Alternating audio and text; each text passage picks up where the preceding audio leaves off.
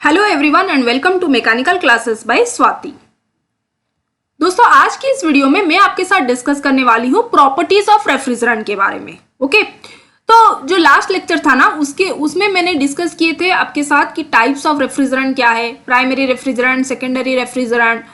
Okay, ये सब उसी वीडियो में मैं आपके साथ डिस्कस की थी। ओके, तो आज की जो वीडियो होगा उसमें क्या होगा, मैं आपके साथ डिस्कस करूंगी there are various properties of refrigerant. Refrigerant की क्या क्या प्रॉपर्टीज होना चाहिए, क्या क्या इंपॉर्टेंट प्रॉपर्टीज रहना चाहिए एक रेफ्रिजरेंट के अंदर, वो इस वीडियो लेक्चर में मैं आपके साथ डिस्कस करने वाली हूँ। ओके, तो वीडियो को एंड तक जरूर देखना दोस्तों, और फिर अगर ये वीडियो आपको अच्छी लगी तो मेरे चैनल को जरूर सब्सक्राइब कर दीजिए ताकि आने वाले जो भी वीडियो मैं बनाने होंगी रिगार्डिंग मैकेनिकल इंजीनियरिंग सब्जेक्ट्स तो वो आपको इजीली पहुंच सके। ओके, तो वीडियो को स्टार्ट करते हैं। देखिए, पहला है हमारा thermodynamic properties of refrigerant. Okay, क्या क्या थर्मोडायनामिक प्रॉपर्टीज है इसके बारे में हम डिस्कस करने वाले हैं अभी। पहला है हमारा freezing point. Okay, so freezing point of refrigerant मतलब द पॉइंट और the temperature at which the refrigerant will be freeze. The refrigerant will freeze at a temperature, उस पॉइंट को हम freezing point of temperature of refrigerant बोलते हैं। Okay, freezing temperature of refrigerant. तो क्या होना चाहिए ये freezing temperature of refrigerant? It should be as low as possible, जितना लो हो उतना ही बेहतर है। ओके, क्यों बेहतर है? ओके, देखिए, सपोज मैं एग्जांपल के तौर से आपको लेती हूँ, एक प्रोडक्ट को हम मेंटेन करना चाहते हैं एट -25 डिग्री सेल्सियस पे। ओके, और एक रेफ्रिजरेंट हम यूज कर रहे हैं जिसका फ्रीजिंग टेम्परेचर होगा -10 डिग्री सेल्सियस। ओके, तो वो तो -10 डिग्री सेल्सियस में ही फ्रीज आउट हो जाएगा, वो फ्रीज हो जाएगा। फ्रीज मतलब आइस में कन्वर्ट हो जाएगा, वो फ्रीज हो जाएगा। ओके, वो तो फ्रीज हो जाएगा उसी टेम्परेचर पे -10 डिग्री सेल्सियस में। तो फिर -25 डिग्री सेल्सियस में वो कैसे कूलिंग इफेक्ट प्रोड्यूस कर पाएगा?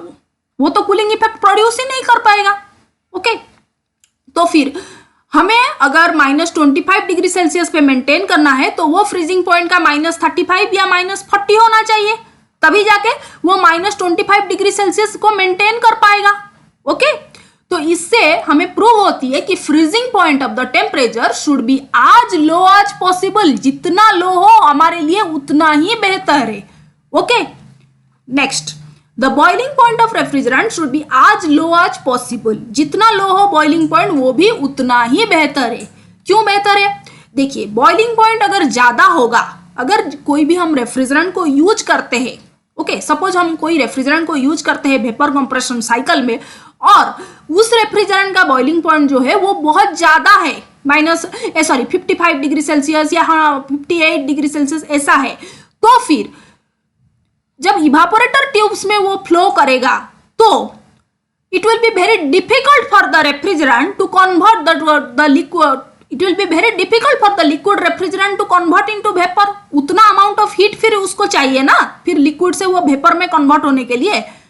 अगर वेपर में नहीं कन्वर्ट हो पाया तो फिर पूरा वेपर कंप्रेशन साइकिल पूरा बिगड़ जाएगा, आपको उतना कूलिंग इफेक्ट नहीं मिल पाएगा। ओके, अगर हम बॉइलिंग टेम्परेचर को ही बॉइलिंग पॉइंट रेफ्रिजरेंट का बहुत हाई रखेंगे तो फिर उसको डिफिकल्ट होगा रेफ्रिजरेंट को to convert from liquid to vapour. Okay, in the evaporator tubes. Okay, अगर हम लो रखेंगे तो फट से क्या होगा कि वो लिक्विड रेफ्रिजरेंट क्या करेगा, फट से वेपर में कन्वर्ट हो जाएगा, फिर वेपर कंप्रेशन साइकिल अच्छे से चल पाएगी, स्मूथली चल पाएगी। Okay, so boiling point of the refrigerant should be as low as possible. Okay, now next चलते हैं, evaporator pressure and condenser pressure should have positive pressure. Okay, तो ये क्या है? अब हम इवापोरेटर प्रेशर और कंडेंसर प्रेशर को बोल रहे हैं कि नहीं, वो हाई लो नहीं बोल रहे, it should have positive pressure. Okay, मतलब इवापोरेटर प्रेशर को अगर हम ज्यादा हाई रखेंगे तो रेफ्रिजरेंट क्या होगा, लीक आउट कर जाएगा एटमॉस्फेयर को। अगर इवापोरेटर प्रेशर को कम रखूंगी मैं तो फिर क्या होगा, मॉइस्चर, एयर में जो मॉइस्चर है वो एंटर कर जाएगा सिस्टम में।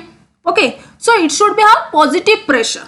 Okay, it should have positive pressure. Similarly condenser pressure also that should have also positive pressure. Okay, now next, the latent heat of vaporisation should be high, जितना latent heat of vaporization high हो उतना बेहतर है। Latent heat of vaporisation मतलब अभी देखिए refrigerant जो heat को एक्सट्रैक्ट कर रहा है वो किस फॉर्म में एक्सट्रैक्ट कर रहा है, लेटेंट हीट के फॉर्म में वो एक्सट्रैक्ट करता है, तभी तो फेज ट्रांसफॉर्मेशन होता है ना इवापोरेटर में, फ्रॉम लिक्विड टू वेपर।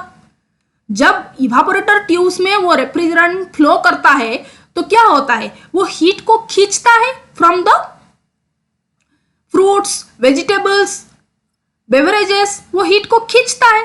तो वो जो फॉर्म, कौन से फॉर्म ऑफ हीट वो खींचता है, that is in the form of latent heat. Latent heat के फॉर्म में वो खींचता है, ओके तभी तो वो वेपर में कन्वर्ट होता है, लेकिन उसका टेम्परेचर प्रेशर चेंज नहीं होता है। ओके आपको अगर वेपर कंप्रेशन सिस्टम अगर ठीक से अच्छे से नहीं मालूम है तो मैंने एक वीडियो बनाई है, उसको आप देख लीजिएगा। ओके तो लेटेंट हीट जितना वो खींचेगा हीट, जितना रेफ्रिजरेंट हीट को खींचेगा in the form of latent heat, उतना ही आप कूलिंग इफेक्ट मिलेगा। Okay so latent heat of vaporisation should be high. Okay now next, the specific volume of refrigerant should be low.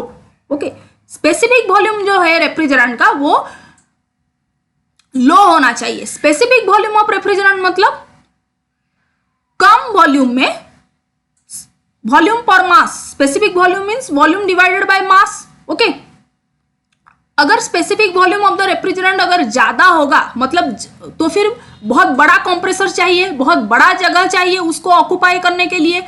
Okay system heavy होगा।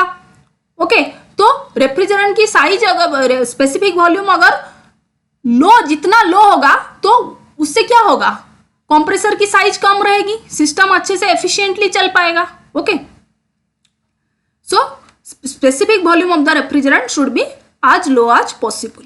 Okay, the critical temperature and pressure of the refrigerant should be as high as possible. Critical temperature and pressure मतलब क्या, एक ऐसा temperature and pressure जहां पर अगर refrigerant पहुंच जाए ओके तो लिक्विड से वो वेपर में कन्वर्ट और नहीं होगा। ओके लिक्विड से और लिक्विड जो है वो वेपर में कन्वर्ट नहीं होगा। Okay latent heat of vaporisation जो है HFG जो है वो जीरो हो जाएगा, तब लिक्विड और वेपर, लिक्विड जो है वो वेपर में कन्वर्ट नहीं होगा। तो क्रिटिकल टेम्परेचर एंड प्रेशर जो है वो जितना हाई हो उतना ही बेहतर है। Okay now come to chemical properties of the refrigerant.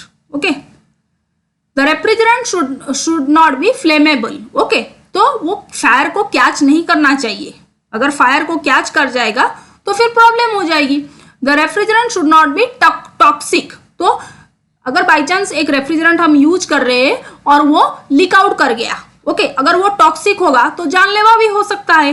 तो जो कोई भी हम रेफ्रिजरेंट यूज करेंगे वो नॉन टॉक्सिक होगा, वो टॉक्सिक नहीं होगा, पॉइजनस नहीं होना चाहिए। Okay the refrigerant should be well mix with the oil. Oil के साथ वो घुल मिल जाना चाहिए। It should be well mix with the oil. अगर नहीं होगा, देखिए कंप्रेसर में क्या होता है, ऑयल रहता है, तो रेफ्रिजरेंट अगर ऑयल के साथ अच्छे से नहीं मिक्स होगा और फिर जाएगा कहां पर, कंप्रेसर से कंडेंसर में जाता है रेफ्रिजरेंट। ओके तो वहां पर जाएगा, तो अगर वो ठीक से मिक्सअप नहीं होगा ऑयल के साथ तो कंडेंसर ट्यूब्स में क्या होगा, ऑयल एक कोटिंग प्रोड्यूस कर देगी, ऑयल एक कोटिंग बना देगी वो ट्यूब्स में, कंडेंसर ट्यूब्स में वो एक कोटिंग बना देगी।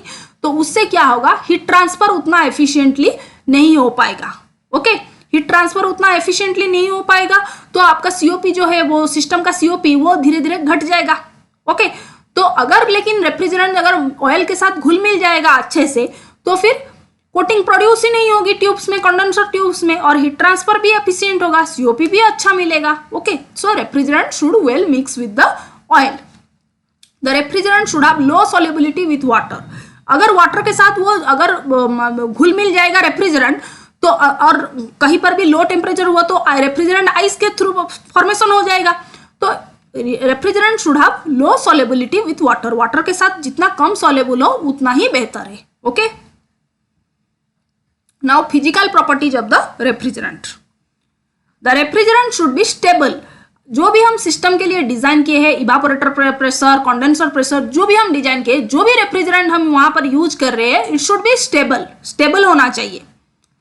The refrigerant should have high thermal conductivity. Thermal conductivity, अभी रेफ्रिजरेंट जो है हीट ट्रांसफर कर रहा है, तो अगर थर्मल कंडक्टिविटी उसका हाई नहीं होगा तो हीट ट्रांसफर कैसे करेगा? सो हीट ट्रांसफर अगर हाई करना है, सीओपी अच्छे से हमें मिलना चाहिए, तो फिर थर्मल कंडक्टिविटी उसका हाई रखना चाहिए। Okay, next, the dielectric strength of the refrigerant should be high. Dielectric strength मतलब, डाइलेक्ट्रिक स्ट्रेंथ मतलब इलेक्ट्रिक फील्ड के सामने वो अपने आप को बचा के रखना, उस प्रॉपर्टी को क्या बोला जाता है? डाइलेक्ट्रिक स्ट्रेंथ बोला जाता है। अभी रेफ्रिजरेंट कहां पर जा रहा है? कंप्रेसर में पास ऑन होता है, तो कंप्रेसर में क्या होता है? मोटर वाइंडिंग्स रहता है। ओके, ये रेफ्रिजरेंट का काम क्या है कि उस मोटर वाइंडिंग्स को ठंडा करना। ओके, वहां पर इलेक्ट्रिक फील्ड जनरेट होती है, जो कोई भी हम रेफ्रिजरेंट को यूज करेंगे वो इस इलेक्ट्रिक फील्ड के सामने अपने आप को सर्वाइव कर पाए। ओके, अपने आप को सर्वाइव कर पाए। अगर नहीं सर्वाइव कर पाया तो फिर शॉर्ट सर्किट होगी। ओके, तो जो कोई भी हम रेफ्रिजरेंट यूज करेंगे उसका डाइलेक्ट्रिक स्ट्रेंथ हाई होना चाहिए, मतलब वो इलेक्ट्रिक फील्ड के सामने वो अपने आप को सर्वाइव कर पाए। Okay, it should have low cost, उसका कॉस्ट कम होना चाहिए।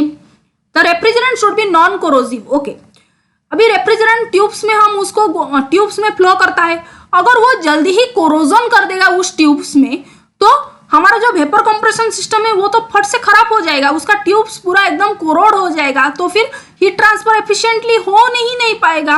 Okay, so it should B non corrosive in nature, वो कोरोजन नहीं करना चाहिए, ट्यूब्स को कोरोड नहीं करना चाहिए इतना जल्दी।